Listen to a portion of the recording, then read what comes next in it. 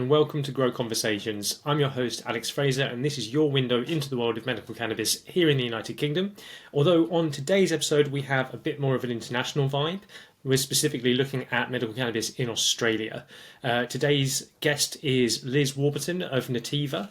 Nativa are a medical cannabis consulting firm in Australia. And so you've been involved in medical cannabis out in Australia since the very beginning, haven't you? So we did legalise in medically in 2016, but we didn't start to see an uptick in the actual medicinal cannabis industry until about 2020. So I came in about September 2020.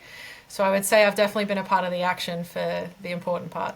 And you're a patient yourself, aren't you? I think that's important. I didn't really give you much of a chance to introduce yourself there, went straight into the question. But I suppose give us a little bit about your background and how, why you ended up working in the cannabis industry. So I've been treating myself with cannabis since I was a teenager for various conditions.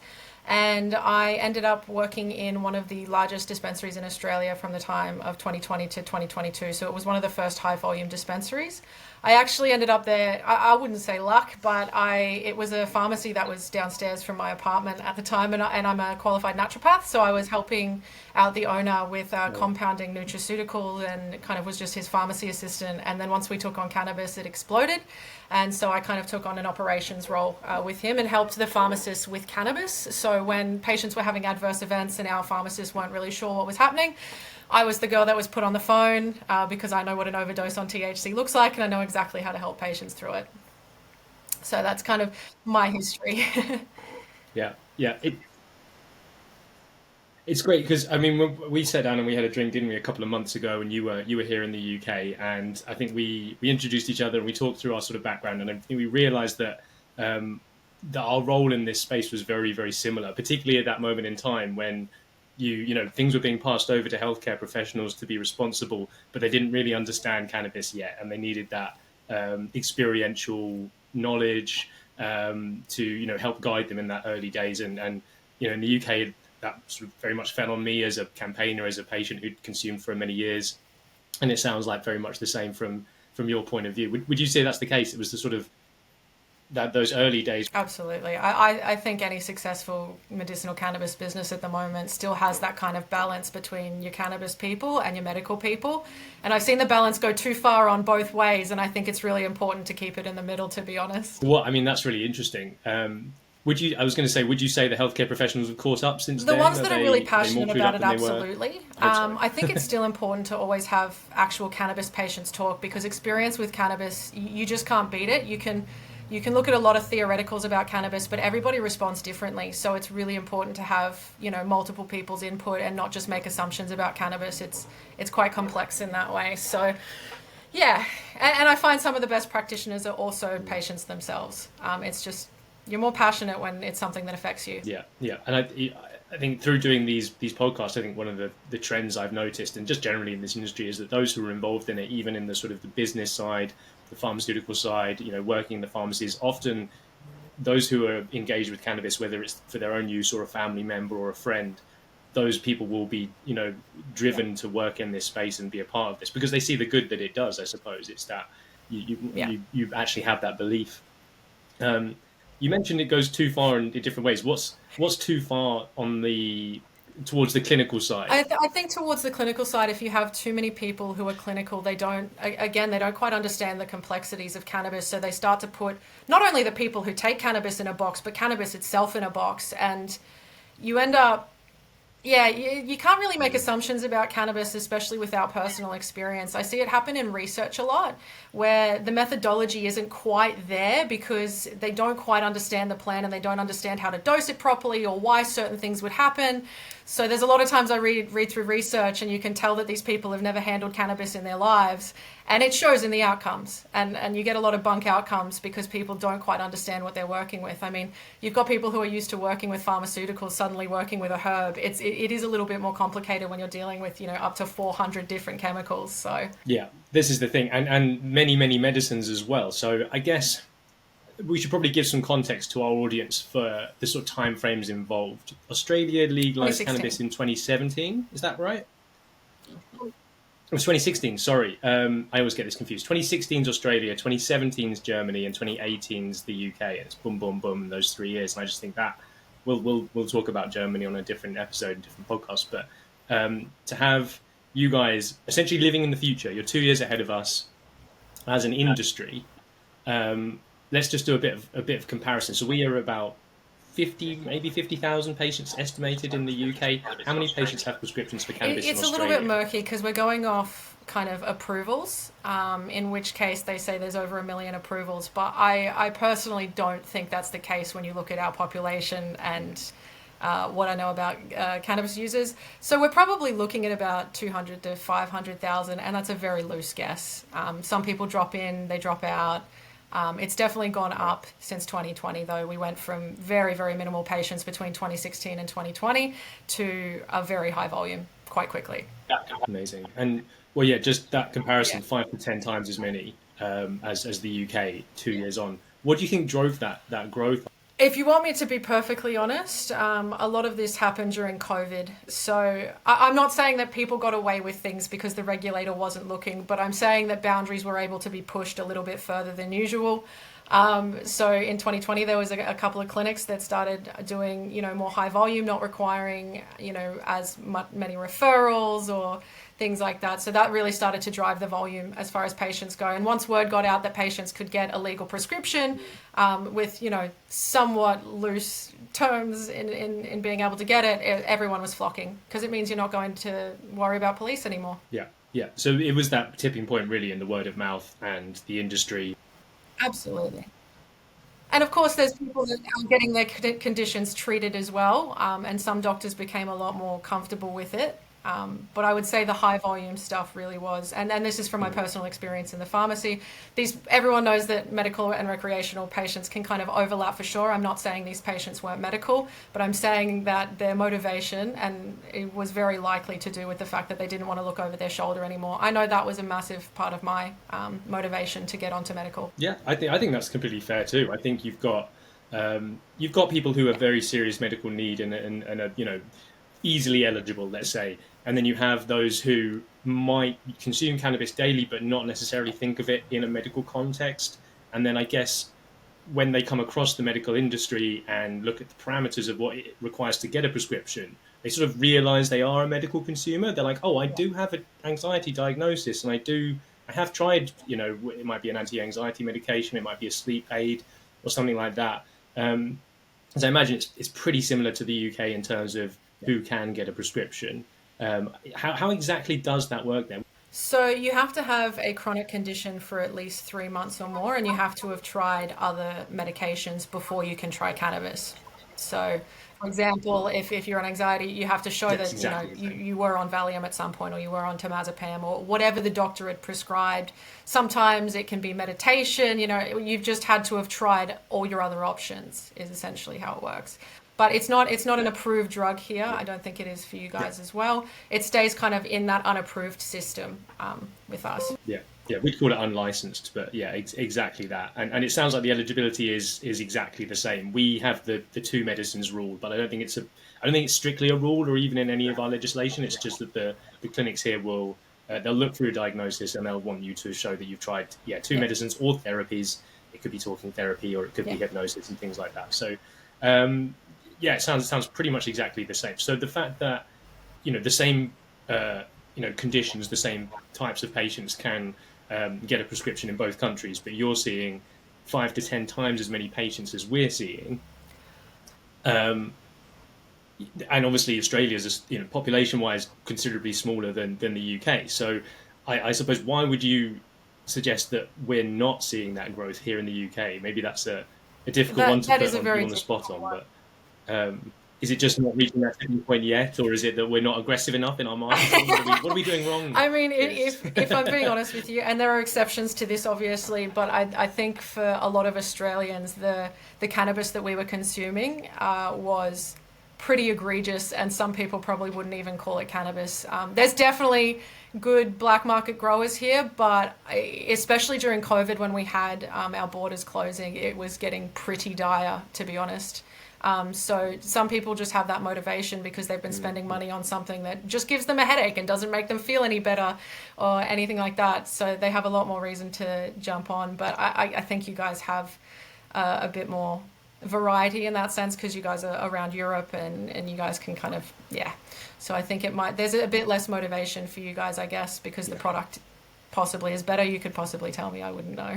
Yeah, no, I think it's a fair point. I think that we have a very mature illegal market here in the UK compared to much of the world. And patients will tell you, that they're doing quite well sourcing illegally. They'll often move over because of those legal protections, being able to drive, take their medicines on holiday and all of those different things. But there certainly are a group that weren't complaining about the general quality and access on the illegal side of things, that it's always about the risks of the actual illegality, not necessarily risks in terms of sourcing products. Not that we're, not that we don't hear, the horror stories of the black market and, contaminated products and contaminated medicines. But so that's really interesting. And we do have a similar comparison here where we have the Channel Islands, which are these tiny little islands that are they're off the coast of France actually, but they're under sort of British Crown rule or something like that. They're Crown dependency, I think the word is. But because similar thing, they only have one port in and out of those very small islands, and therefore there's no illegal market. It pretty much doesn't exist. So naturally, the number of prescriptions on those islands is way higher per capita than it is on the UK. Yeah, that's really interesting. Probably something to do with that. Yeah. So I think it's up to, I think we're about 3% of those populations on those islands have a prescription for cannabis, which is obviously very, very. If there was 3% of the UK population generally, we'd be in the millions. So there's it shows that the black market is a significant factor, and I think people are less aware of the prescription route. It's very easy to find. And some people don't want to deal with doctors and the system. So that's another reason some people don't move over. Yeah. So you mentioned, I'm going to go back to one of the very beginning points that you mentioned. You said too far either way, too far clinically. We sort of covered, but what's too far the other way? Too far the other way. Start to get the culture, the paper, just cannabis people who don't quite understand medicine and don't quite understand the medicinal value of cannabis, and those are usually the types of people that don't realize they are treating themselves medicinally. So they're really in the culture and they're really into legacy and their flower and all that, and absolutely nothing wrong with it. But when you've got that in a medical system, sometimes it can go a bit awry and patients don't get what they medically should possibly have, etc. So like I said, a balance is always good. Yeah. And do you think that's, so I don't want to put you too much on the spot, but I'm aware that there have been sort of some controversies with, the regulators are getting more involved. We've actually had the same here recently. And I think so. And part of the reason that inspired me to have this conversation and to film this was I really wanted to get you on to talk about Australia and generally. It's really well timed because we have had rumblings that our regulators are getting more involved. We did have a recent change in the regulations that basically the cultivar name, the strain name, can no longer be part of the medicine's name, registered name. Can be on the pot, but has to be in the small print around the back, not in the actual name of the product. The product has to have sort of a generic medical name or a coded name. And we're abbreviating strain names like, if it's a lemon haze, I don't think we have one on the market, but it would be like LH or LEHA or something like that. So you might have some sort of reference to it in the name, but basically, and I presume that's to do with making sure this doesn't look too cannabisy, I suppose. Have you had anything similar? They do allow strain names, and I'm expecting that will stop eventually. I have heard that there's a product called Booty Clapper on the market at the moment. And don't get me wrong, well, I think that's hilarious. I don't think it's a very medical product, and I think it makes a joke of our medical system. So I can see exactly why you guys have kind of put that in. Yeah. Is there anything else that the regulators have stepped in and changed with how it works there? To be honest with you, they've changed a couple of things, like whether nurse practitioners can prescribe, marketing has come out. To be honest with you, it feels more like a lot of the things, like a lot of the notices they're bringing out to the industry are just notices that anyone who's been in the healthcare industry in Australia for, years before the cannabis industry kind of already knew, like you can't market Schedule 8 medications, compounding needs to be respected, and there needs to be evidence, there needs to be a formulation with evidence, etc. So there are some things that are coming out and changing, but I wouldn't say a lot of it is new or super crazy or like really addressing, I guess, things like the labels and the more rec side of things. They seem to be. It feels like this year and the previous years they're kind of observing as much as they can. They're definitely taking action against certain companies, that's for sure. But as far as wide-ranging changes, not so much. We haven't seen just yet. I think they're trying to learn before they make too many widespread changes. When you said, sorry, I don't remember what term you used, but they've imposed sort of sanctions on companies, or they've So there's a few companies that are under investigation currently. Obviously, I can't speak to it at the moment, but the TGA is investigating some companies. Mostly what the regulators are looking at for us is the high volume clinics that are pumping out, thousands of scripts with minimal doctors. So they're kind of doing the math on how much time are you actually spending with this patient and are you actually giving them patient care. So regulators aren't out to try and get rid of cannabis. That's not what they're trying to do at all. But what they're trying to do is basically make sure that cannabis is fitting into the medical system. Are you checking in with their other prescribers? Are you prescribing responsibly? Are you not facilitating addiction? Just the basics of being a doctor and running a clinic. Are you a clinic that just offers medicinal cannabis, or do you offer a wide range of things? Because one product clinics are not, they're kind of frowned upon. You don't want to open just an opioid clinic. You want a doctor to be looking at all of the range of options and looking at which one's going to be best for the patient sitting in front of them. So while there's a lot of crackdowns happening at the moment, personally for me, I think as far as being in a medical system goes, this isn't surprising.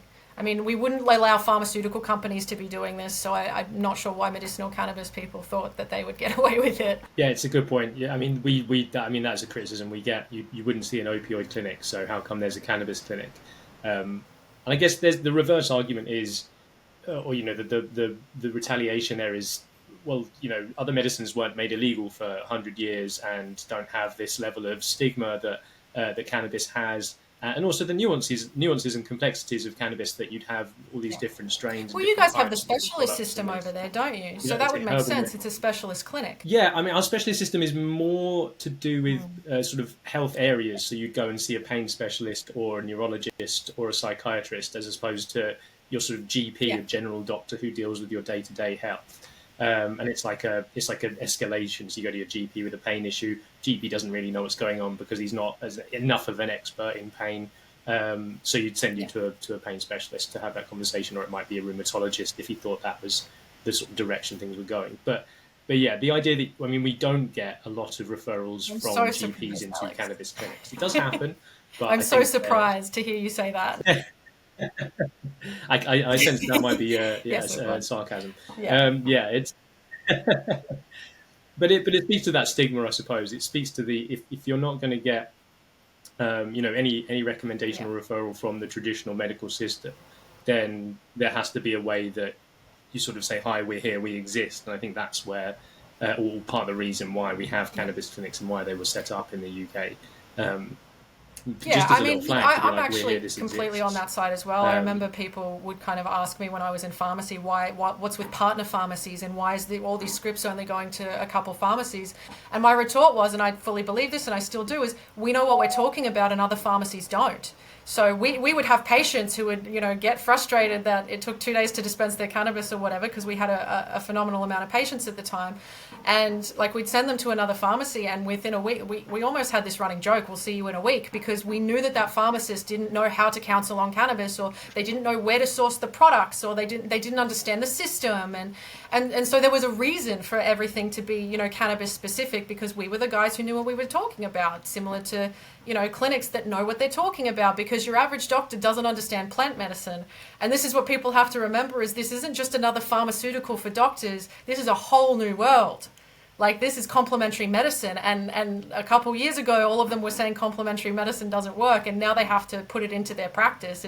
It's a lot when you haven't been trained in it, to be honest. Yeah, it's almost forcing that modernization of Oh, how that's my favorite doctors thing think about about this health. industry. I mean, obviously, I'm a naturopath, so this is my gateway drug to show them that complementary medicines can absolutely work. They're just a bit more complex, and they're a little bit harder to deal with. And phase 4 clinical trials aren't super easy when it comes to complementary medicine, same as cannabis. But it doesn't mean it doesn't work. You know, that if people tell you that it works, you've got to listen. Do you find that works? The gateway. I love that you use that phrase. Cannabis is a gateway drug Yeah, to to a more more holistic way holistic of way of looking at dealing your with health. patient. I And love that. absolutely, I get to have these conversations with people all the time. And it's really fun when I get to be like, oh, but this is true for cannabis and you believe in this. But hey, there's this cool plant science thing that's the exact same thing, you know? And they're way more open to it. Like doctors are way more open to it. It's like you've started prescribing cannabis and they kind of go down the road of this is your endocannabinoid system and maybe sleeping properly is really important. And like all these little things that they don't actually think of beforehand because it used to just be a pill.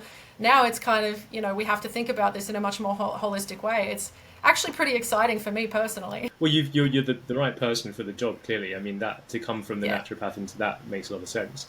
Do you find many doctors sort of push back on that? Do you find that there might be some that are very stuck in their ways? They don't like moving towards the holistic side of things, and they'd rather stick with a single I've had compound doctors literally just say to me, you know, tell me way what of to doing it. prescribe for what. And I was like, it's so much more complicated than that. I actually can't. I would be doing you a disservice. And there's too many products to be able to do that anyway. So yeah, it's been fun. But for the most part, to be honest, when I tell people I'm a Let's talk naturopath, about. they're like, oh my God, awesome. Like, whereas I'm used to in the medical sphere, people just kind of being like, oh, okay. Whereas now in cannabis, it's a good thing. So I guess you're more welcome as a naturopath in the cannabis Absolutely. world than the It's herbal general world of medicine. medicine, I suppose, because of the benefits. Yeah, it is herbal medicine. I mean, it's plant-based medicine. How could you think of it any different? We don't have a lot of sort of naturopath, within our medical sphere in the UK. It's very distinctly separated. So, So they have Chinese medicine, uh, acupuncture, you know, everything pretty much except for naturopaths. And it's a real shame because some conferences in the really, okay. cannabis industry, not many, but some, for I'm guessing legally covering themselves, will do APRA only education sessions or APRA only conferences, which means that me as a naturopath doesn't get to sit in on the talk. And to be honest with you, those frustrate me a lot because I'm like, this is my medicine. I don't mean to be this guy, but like this is herbal medicine and I don't want to be left out of the conversation. I don't think any naturopath should be left out of the conversation that has the interest in cannabis, you know? And to be honest with you, the TGA has stated that naturopaths can be spoken to about cannabis. So, you know, it's one of those things, but I'll fight against that in my own time. Your own personal battle. No, I respect it too. I think that we get that a bit with cannabis, where there's certain conferences not for any sort of regulatory reasons, but the organisers of the conferences don't want us there. Particularly, again, I'm not going to name Yeah, any of them, but it's I the can see why. psychiatric side of things.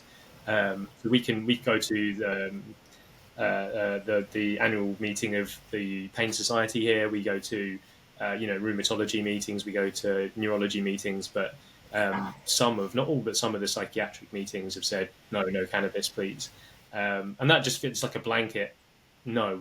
And I imagine it hurts in the same way that you with the naturopathy being excluded from something where you're trying to help and you're trying to do some good. It's also your career, and there's just doors where the rooms, sorry, where the door is shut to you. Um, yeah, hopefully we can break that down on Yeah. both sides of both sides of the planet. You mentioned you sort of mentioned in passing the number of medications, and I think that's something that it's either controversial or it's seen potentially as a positive, depends on your point of view. But I imagine you're a little bit ahead of us there as well. I'd say we have at any given time maybe 60, 70 different flower medications available in the UK. What's the tally now? From what I've heard, the most recent tally is in total we have over 1,300 products, I believe, on the market. I think at least 800 of those are flower. Wow. So nearly It's 10, quite a lot. over 10 times as many. That is It's quite a actually lot. mind blowing. How do you manage that? Well, Can't even get my head around how you'd manage. Because we started with a few brands, and I could keep it all in here, and I knew all the different medicines at a certain point. Maybe up to about a year and a half ago, I could tell you every medicine, and it was all just by memory. Now yep. I can't even tell you all the brands that are launching I because was it's just too exactly the much here. same I in don't know how you guys 2021, do and it. believe me, it's some of the doctors' biggest complaints because they don't want to deal with this many products, and like some people have had issues with formularies, so specific products that doctors will prescribe. And don't get me wrong, there are bad ways to do formularies based on who's paying you, etc., but I won't get into that. But for me, I think some formularies are absolutely necessary at this point with how many products you have on the market. It's too much for a doctor to deal with. So to give them a list of products, like when I develop formularies for clinics, etc., I look at where are the gaps in the dosage forms that you have. You've got a couple of options, give them a premium option, a mid option, and a low option, like not a low option, but a cheaper option. And then kind of go from there rather than having, 600 different flowers on your formulary for a doctor to be like, what's the difference between any of them? It's too overwhelming. Even for me, it would be too overwhelming. Yeah. No, and I think we hear the same thing. We hear frustration from doctors. On the patient side, they want a sort of level of choice, and I guess brand agnosticism is almost a USP for certain clinics at this point, that it's we've not got a limited formulary, is often a reason why patients might opt for that particular clinic.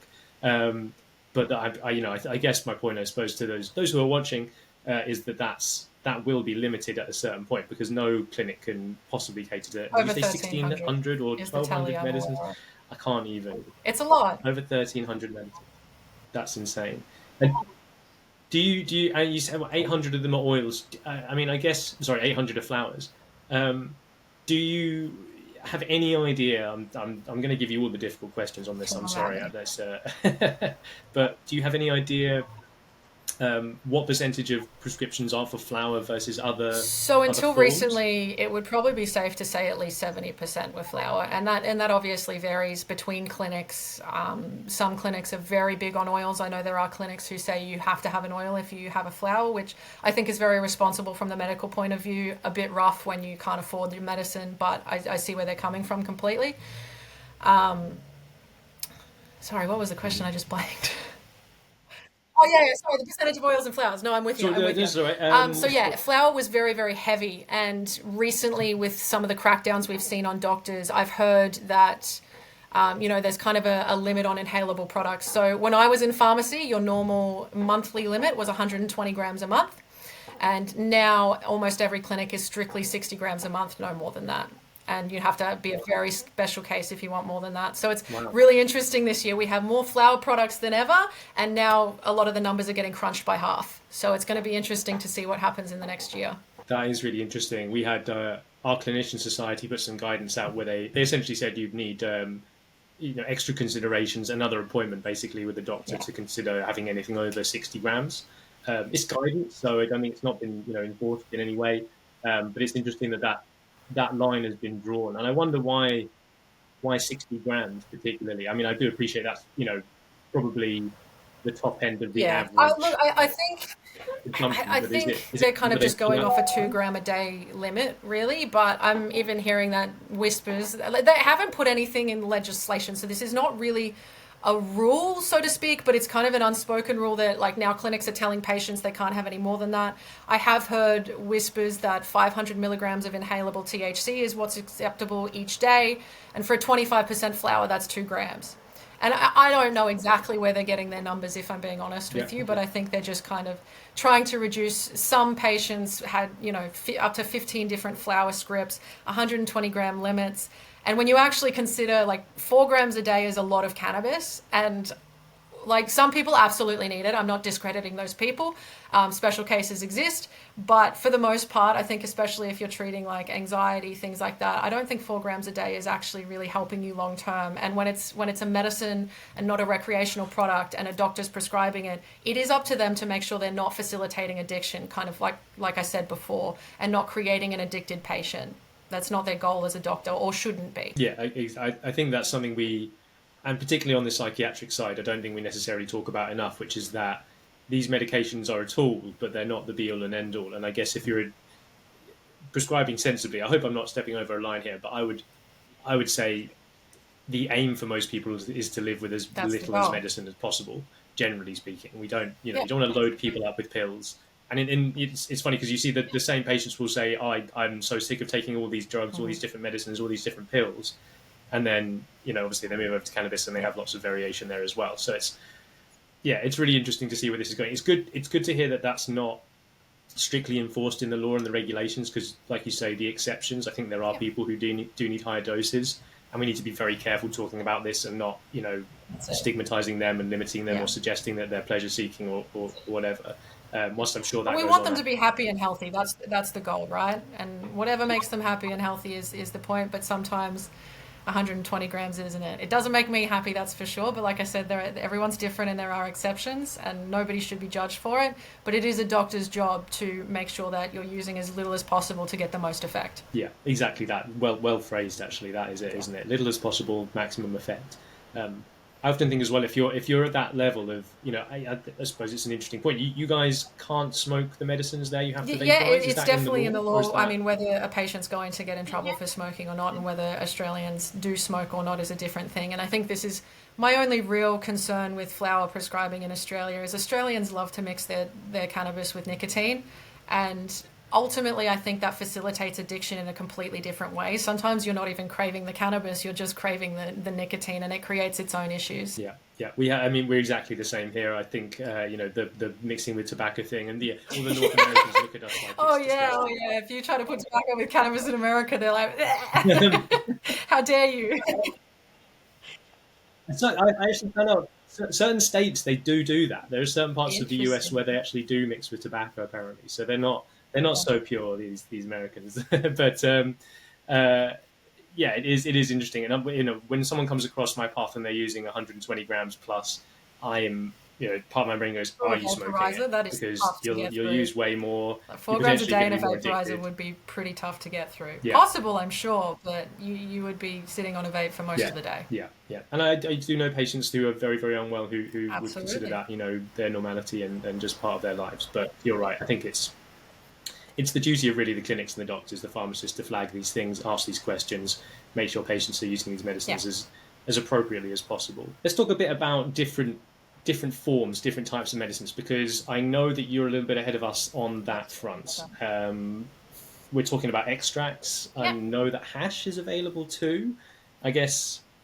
Yeah, so in the UK, we have flowers, we have oils, we have cartridge vaporizers, we have little pastel gummy type things. Do you guys have live resin vapes yet, or is it still just distillate? That is it. We, at the moment, don't have any live resin vapes, but I've heard rumblings about these things coming. So, yeah, I think they'll be on their way. Don't get me wrong. I think that cartridges, vaporizers, if you can put it in a cartridge, I think we're going to be, expanding that here in the UK and seeing more of those type of. We already are. There was one or two brands. Now I think there's 3 or 4 brands.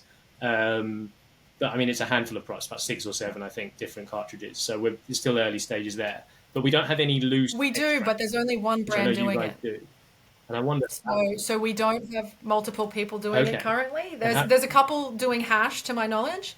But concentrates, there's only one brand in Australia doing it. So there was a brand doing it previously. They had it out on the market for about a year. They had some diamonds and shatter, I believe. And they ended up pulling it from the market. So this is one thing I'm happy to talk about any day of the week, is there's a lot of doctors and a lot of people who think that concentrates are, quote unquote, the crack of weed, or that it's unsafe because it's high THC, etc. And that can absolutely be true. Don't get me wrong. That can absolutely be true. Concentrates are not for everyone. I wouldn't say that at all. However, for me, I think concentrates are kind of the next level of cannabis personally. It's a more pharmaceutical form. I mean, we don't smoke opium flower. We turned it into an extract and we utilize it in various different ways. And I think extracts in cannabis is kind of a similar thing. Yes, it might be 800 milligrams of THC in 1 gram, but actually look at how often the patient is getting a new prescription, for example. So, I mean, if you think about it, that's about 4 grams of a 20% flower. So if you're going through a vape every 2 days, you're hitting that 2 gram limit in the THC amounts. That's fairly benign. And I use vape cartridges. It takes me a week to get through a gram of 800 milligrams. So I actually have fairly low THC consumption, but I get to sit on my vape throughout the day, and it's not much of an issue, to be honest with you. So, I love concentrates. I'm happy to talk about them any day of the week. But we do have that, and that is a difference. We do have hash as well, which is a difference. But ultimately, I think you guys have very similar products. You're definitely starting to catch up to us. definitely keen to see when you guys get live resin and possibly rosin vapes, if that ever happens, because I do believe it's a better product.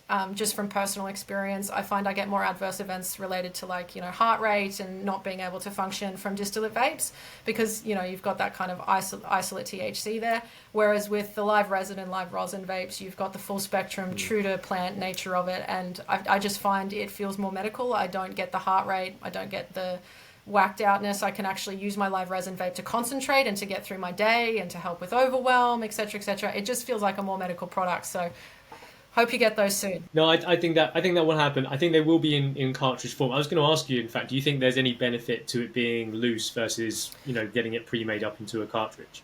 Do you think there's any huge the best benefit benefit for loose is for pain patients, because a vape cartridge, in my experience, doesn't quite give that real heavy hitting pain relief, if that makes sense, because you can't quite meter your dose. I guess you just have to keep kind of sitting there, whereas in my experience, being able to in an EDAB rig just go straight with live rosin or something, it's really phenomenal for pain. So one of the reasons I'm such a big advocate for concentrates, I was in Canada recently this year as well, and I was in Montreal, and I fell over on the way back from a dinner because I'm clumsy. And I ended up taking out a chunk of flesh in my hand. I still have a scar from it, and I took a massive chunk out of my knee as well. So I was bleeding profusely. I had to get carried home. It was very dramatic. And while they were patching me up, I basically went into shock. I was like dry. I was, breathing really quickly. I was sweating. I was feeling really weak and shaky. And I asked my friend, do you have some live rosin? Because I knew that he had some. So he pulls it out, gives me a dab. And immediately, I've never experienced anything like it. Immediately, all of my pain was gone. I was completely calm. I stopped shivering. I stopped freaking out. It was just like going from an absolute crying mess to just very calm, very serene. I'm okay. All right. Thank you guys so much for looking out for me. I think I'm going to go to bed now. Like, it was just a completely different experience for me. And as someone who's been on flower for most of my life, I can promise you that has never happened to me before, regardless of how I take it. So I think where having it loose is really beneficial is for patients who need that breakthrough pain relief, to be honest.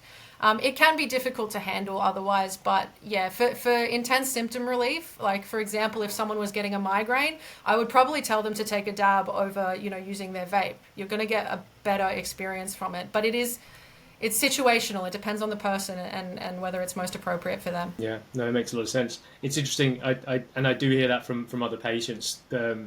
I see. I mean, in the UK, you can only get loose concentrates illegally, but people are requesting them. Basically, people are asking us, when are you going to get that on prescription? I say, well, look, you've got it in a cartridge device. And they're like, yeah, but I can't dose that in the way that I need to for my pain. So I think, I'd be interested to see if that's going to come. I've not, there's no rumblings or rumors about any loose concentrates. My view is I think concentrates are generally going to be in a cartridge form. I wanted to just touch on hash briefly because that's something else that we get requests for all the time. I presume because there's a slightly different, terpene profile to hash. It's a slightly different chemical makeup to flower. People find it particularly useful for sleep and relaxation. And sort of the stereotype, I suppose, is that cannabis consumers, once they get to a certain age, move over to hash. It's sort of like the old man's cannabis, I guess. No, I think it also just comes down to the fact that after a while, when you've been taking flower for as long as you have, you do need something more concentrated. And both hash and concentrates have just a bit less plant matter than the flower does, so you get more out of it. And ultimately, the plant matter that you don't need, why waste your time? Why not go straight to the source of what you want, And that's what hash and concentrates essentially are. How do you consume hash if it's prescribed? Yeah, it's not super easy to consume on its own. So what we generally tell patients, or what I've heard pharmacists and doctors tell patients, is to sandwich it in their, for example, a mighty dosing cap, put a bit of flour in, put some hash in, put some flour in. So just kind of lacing it with your flour. Otherwise it doesn't quite burn properly otherwise. Interesting. I wonder, again, similar to the loose extracts, there's no rumours or rumblings that you will see hash in the UK. I don't think it's impossible. It's just about getting doctors happy to prescribe. I think that practicality it's usually about the doctors and whether they're willing to prescribe. I've had people call me thinking about bringing out concentrates, and they're like, oh, it's too risky. I think I'll just wait and see how it goes. And that's understandable, to be honest. There is a lot of stigma towards concentrates. Like I said, people still think it's the crap of weed. feels like I've personally taken on the goal of making sure that people realize that it's not about that, it's about dosage and how you take it. So for me, like another part of the reason why I take concentrates is because when I got COVID, everyone did, but because I've been a smoker most of my life, I had really serious respiratory infections to the point where I was sick for weeks and in bed for weeks. And ever since, I haven't really been able to smoke flower without coughing my lungs up. And when you're coughing your lungs up and crying, it's not a relaxing experience. It's not a medical experience. It's just painful. And I had to find another way to be able to medicate in a way that I was always used to medicating. And my only option was concentrates. And I can tell you, as someone with respiratory compromisation, that concentrates are cleaner. They don't hurt as much. I don't get congestion the next day. I don't have pain in my lungs the next day unless I've, irresponsibly taken too much of a dab or something accidentally. But it's just a completely different experience. And this is what I try to tell prescribers. It's like, you're actually trying to minimize harm by doing this, because a lot of these people are immunocompromised and already have respiratory issues or whatever other reason. Why add all that plant matter that's just turning into toxic oxidative byproducts when you could give them a more pure and clean experience? No, 100%. It's because it's interesting because the guidance I referenced earlier from our clinician societies, medical cannabis clinician societies, it's not a formal organisation. They don't have any sort of power derived from government or any regulatory body. They're just sort of clinicians coming together to share their knowledge, share their experience. It's all good. But the guidance that they put out, like I say, talked about capping at 60 grams or requiring an extra appointment to go above that. They also talked about capping the percentage of flower in terms of THC potency. I can't remember exactly where they capped it, so forgive me, I haven't got it in front of me. But then you have cartridge vaporizers, which are 80% THC because it's a concentrate. And you look at the pharmaceutical industry, your opiates aren't 20% of the active compounds; they're close to 100%. Because why would you not have a concentrated product? What's all this other stuff in the percentage that and I think that's not, they're not thinking about that in that practical sense. If you limit, let's say it's 25%, what's the other 75% that you're ensuring is in there? That's and like I say, it's plant matter, it's non-medical stuff. Sometimes flavored botanical terps. Like I say, if you're sort of forcing someone to inhale, we don't want those. We don't have that on any of our flour, thankfully, not in the prescription side of things. Anyway, I think that does happen in the illegal market here more and more. Patients who are like, why does my prescription taste so much less than my illegal flour? And if I'm lucky enough to be there in person, I'll be like, this illegal flour has been sprayed with something. Anyway, we could chat about that until the cows come home. But it's let's just not even go there. It's fascinating, honestly, to hear the slight differences. There's so much similarities between where we are. Where do you think things are moving for medical cannabis in Australia? What's next? Where are we going? Do you think it was going to get more strict, more regulatory involvement? What do you foresee for the next sort of, like, say, I think it's going to be a really interesting landscape in the next year. To be honest, I see a lot of consolidation happening. I see a lot of the bulk clinics closing down. I see a lot of the volume going down. And there's definitely a push to get prescribers who are cannabis naive to start prescribing, but that's where we have to start moving, because the single medicine clinics are going to get taken down eventually unless they have a really good justification.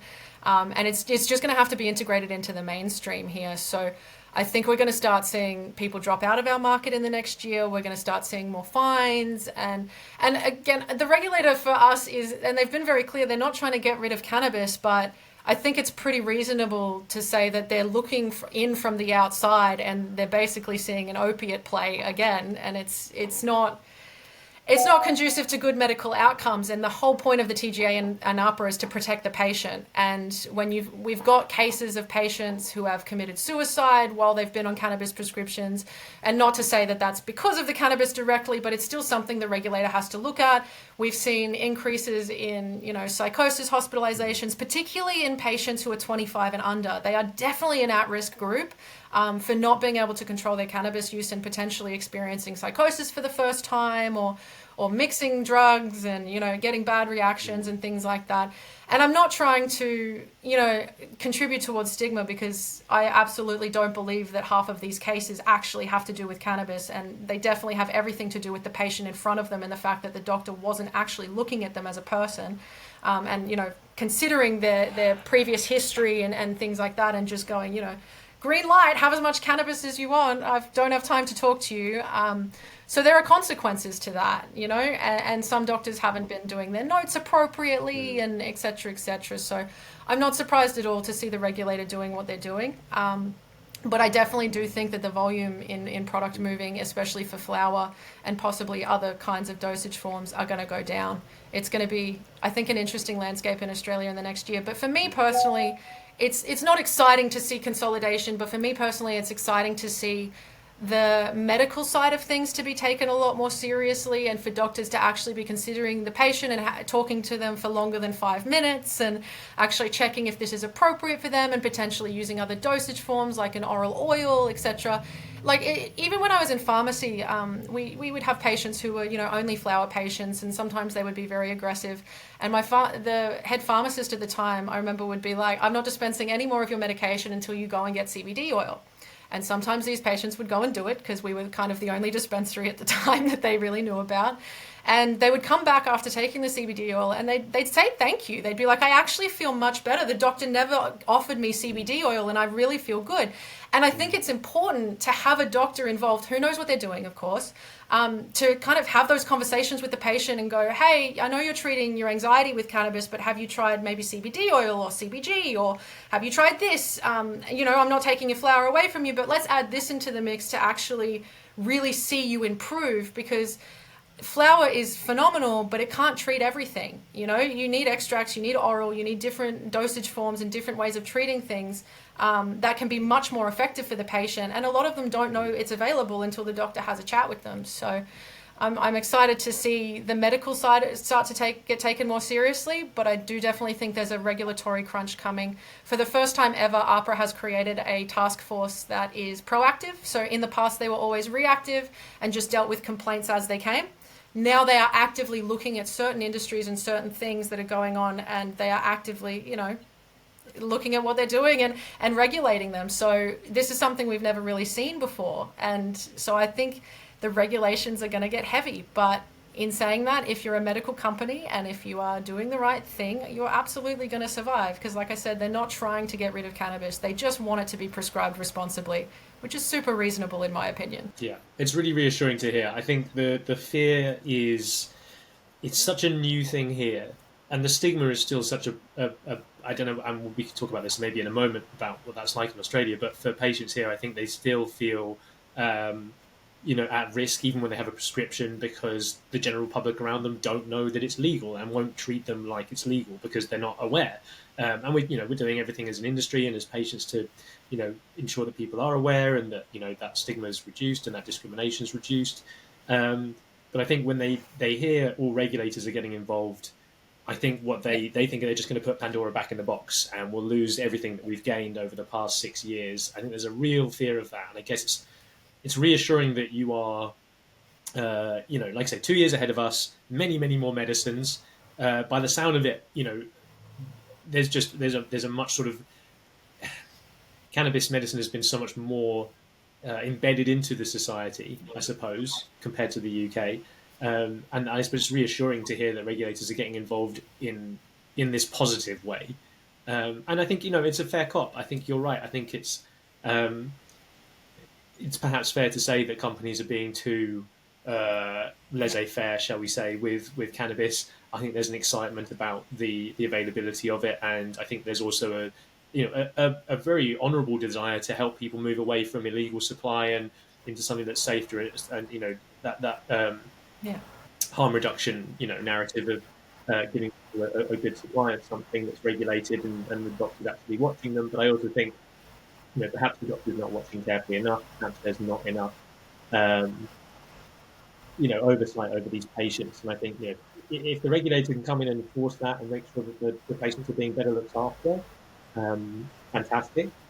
I guess the concern, I suppose, from a patient point of view is, with it being private medicine, that's probably going to come at a cost to them. And I guess that's, you get that in Australia, I suppose. Do you get patients who, so I mean, in the UK, typically would have to see a doctor every 3 or 4 months to begin with. Maybe later down the line, they'll relax that every 6 months or less after a year or two. But the patient has to pay for those appointments. So the patient's complaining that about the level of oversight, but only because of the costs involved, not that they don't want to talk to the doctor and they obviously want that and they're happy they've got that supervision, but they're having to pay for it. And do you think, is there a tension there with, I presume in Australia it's the same, the patients are paying for those appointments? Absolutely. I mean, to be fair, we do have some clinics doing free appointments at this point in time. I don't think they're getting bulk billed at this point, but there are, I guess, ways that the clinics are making money in one way or another. Most of them have cheap consults though, so you're around, our average is about $59. What's your average? I don't know what the conversion is, but it'd be, I imagine, similar, about 30, 40 pounds, maybe 50 pounds. Yeah, there's some for those clinics that are follow-ups. about $39, which is probably about 15, 20 pounds, I'd say, if I can convert properly. And I think you're right. Yours is about half as much, isn't it? So it's yeah, but then you've got a larger patient base, so it's probably working out similar for the Yeah. in terms of the revenues. But then we have a few now that are doing a subscription model, so they're just doing, I think it's 15, 20 pounds a month for the clinic, and then they'll see you as regular as they need to see you, and that doesn't impact the costs. I think that might be maybe that's the way forward. So, do you have subscription models in your clinics like that? We have a subscription model in the country, and I'm not sure if it's still running this way, where essentially the patient's scripts would kind of repeat every month and they would just send them, and then the patient would pay kind of like a monthly thing. I think some of them are doing subscriptions, but I think for the most part it's kind of frowned upon in this country, if I'm being honest. We're not used to subscription models when it comes to healthcare. So while some are doing it, and some I'm sure are doing it ethically, it's not the norm here. Because patients, to be honest, would prefer to be in charge of when they pay and things like that. For us, subscription models are traps. Or maybe that's just me. Yeah, well, exactly. And then you call to cancel or whatever else, and it's just easier if you can pay when you are ready to pay and able to pay. Yeah. Do feel trapped sometimes by Netflix and Spotify and the others, and I'm sorry for using those brands, all of them. Yeah, I've got all these subscriptions, and it's killing my. Yeah, I'm trapped on by all sides by the streaming platforms. But yeah, no, I can certainly see that. Let's go back to talk about stigma. We were going to chat a bit about that. Do you think that has improved as you said, got so many patients with prescriptions? Has that made a dent in terms of societal attitudes to cannabis? Have you seen more conflict, I suppose, between the general public and cannabis? Because presumably there's lots more people out and about. I actually personally haven't come across anybody consuming it in public if it wasn't like already like a cannabis event or something like that. We have to stick to smoking areas, and you're sitting there with a vape in a smoking area is pretty lonely. I mean, a herbal vaporizer, that is. When it comes to the cartridges, you'll see it a lot more often, but people don't really pick up on the fact that it's cannabis, if I'm being honest. The stigma in our country, it's definitely kind of a half-half. So we had a ABC article come out earlier this year that talked about psychosis and how we had more, hospitalizations of psychosis because of cannabis. And well, some people want to ignore that. I remember a friend of mine telling me very shortly after it came out, actually, that he got in a fight with someone at a dog park. There was a doctor, actually, a GP, that he got not a physical fight, obviously, but got into a debate with a doctor over cannabis. And the doctor was very, very against it and very much like, oh, it's just junkies trying to get their fix and blah, blah, blah. So I think it definitely still exists. I think the cannabis industry here tends to live in a bit of a silo, and we think that because it's exploded so much, all of a sudden it's acceptable. And to be honest with you, I just don't think that's the case completely. There's definitely very high caliber doctors that are well known saying there's no evidence for cannabis. And to be honest, when I hear that, I just see them doing this because I'm like, you'd have to be blind to. There's over 33,000 publications. Yeah, exactly. Like, it's a bit, just because we don't have phase 4 clinical trials doesn't mean there's not evidence. But, there's definitely still people in the RACGP, which is, handles all of our prescribers. It's a group for them that absolutely do not like cannabis. I know cannabis companies got blocked from being at the RACGP conference. I don't know if that's been resolved or not yet, but at some point they did say the cannabis companies were not welcome.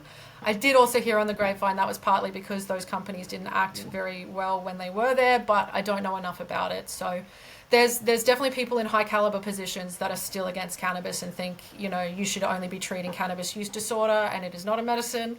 But we're definitely opening up to it. And I think the more people see how it affects, their mum or their auntie or this person taking it, the more they see the benefits, the more they come to the table on it.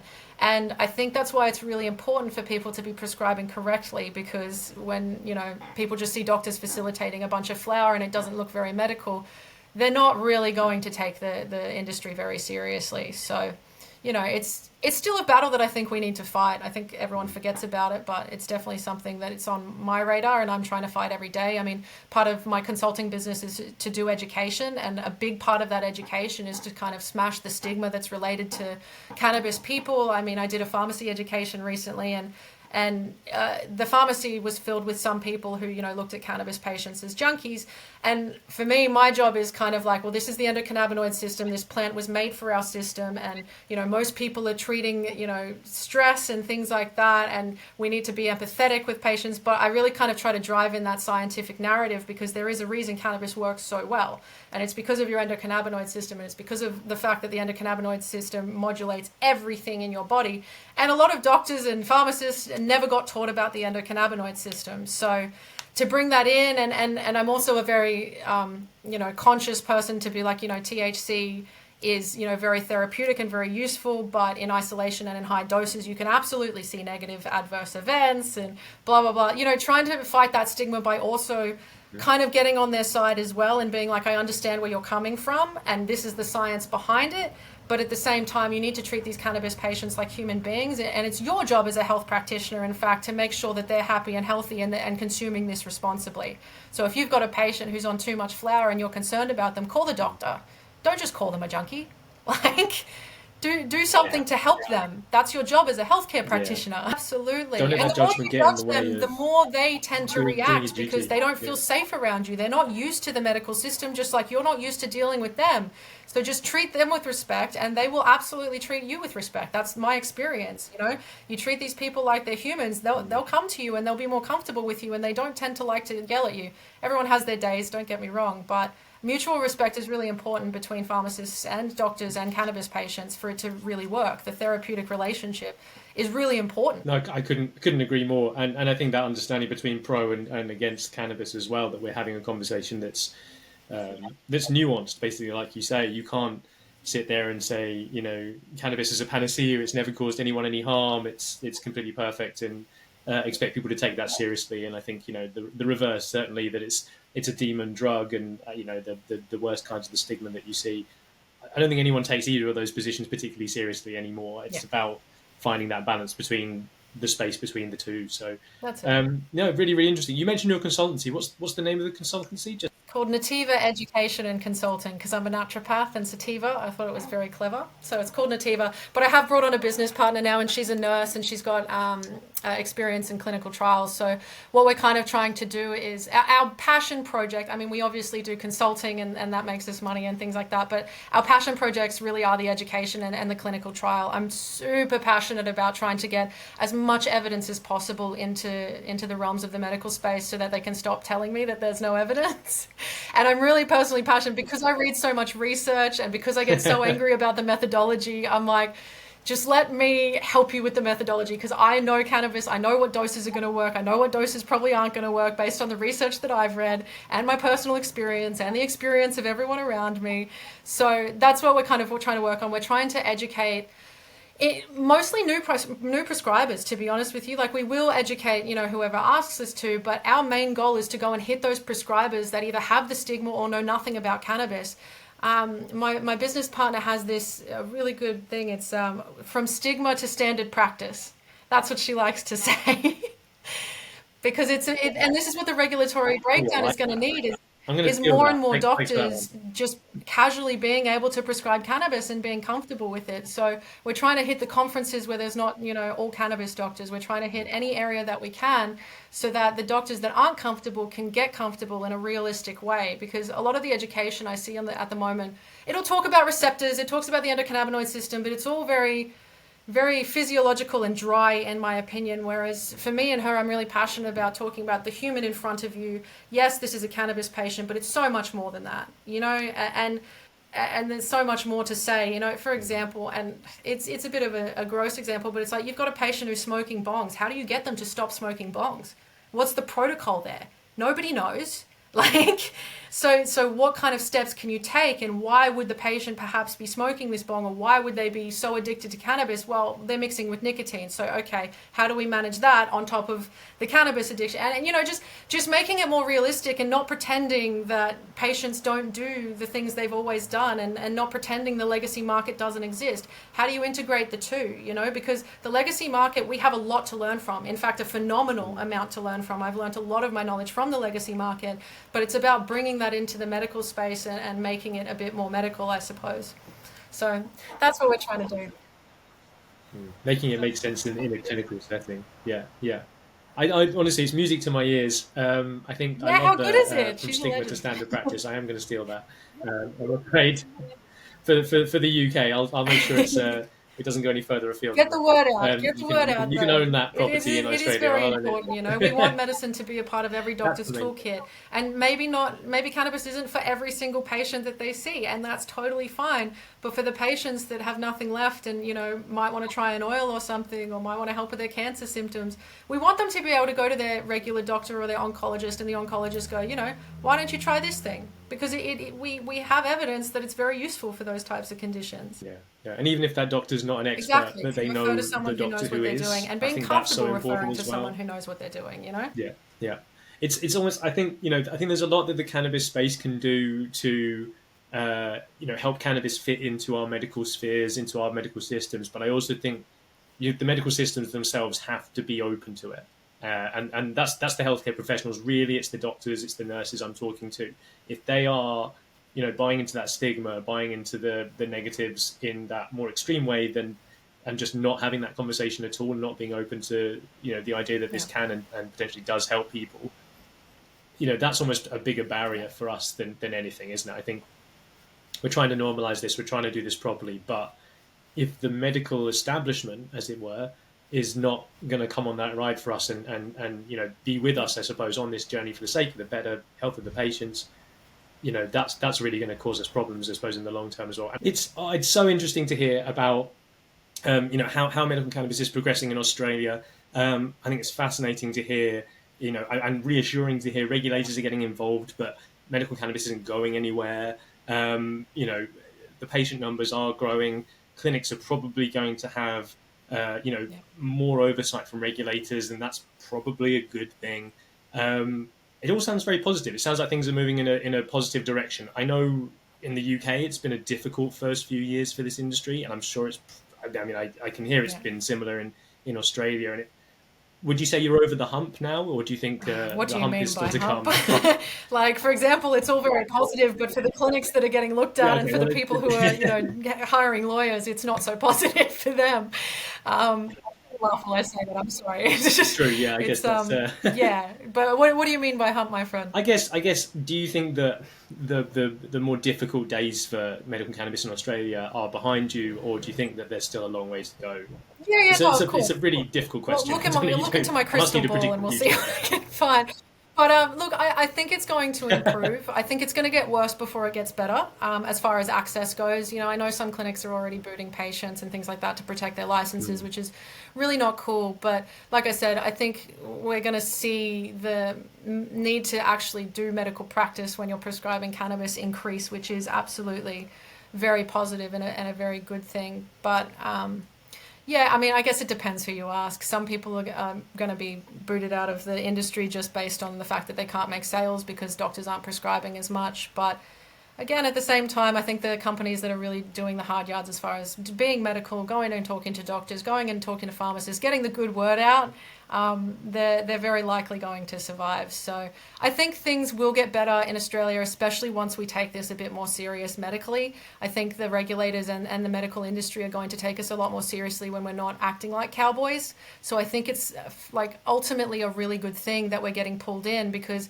it's hard for us to be taken seriously when you've got doctors doing 5-minute consults and giving 10 scripts, okay? Like any medicine, anything, that's not good medical practice. So when you've got a GP looking at our industry and seeing the regulators, really crack down on people, they're probably not likely keen to prescribe because they think that it's too risky. But once we get over that hump and we've got the guidelines and they know what they're doing and they're a lot more comfortable with it, I think it's going to get much better. And patient care is going to get better, to be honest with you. Yeah, we may not have as much flour available for everybody, but I think we're going to see better patient outcomes when the doctors actually talk to them. Yeah.